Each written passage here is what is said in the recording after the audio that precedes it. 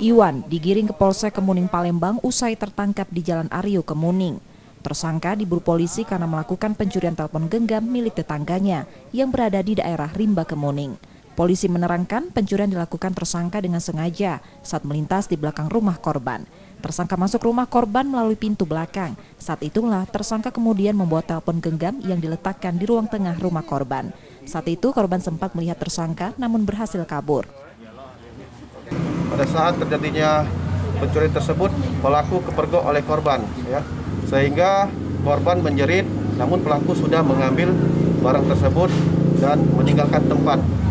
Pengakuan tersangka dia sudah 2 kali melakukan pencurian di kampungnya sendiri. Tersangka mengaku sudah menjual telepon genggam curiannya. Karena perbuatannya itu, tersangka ditahan di tahanan Polsek Kemuning Palembang dan terancam hukuman 7 tahun penjara. Reski Oktora, Muklas Diferensial, Kompas TV, Palembang.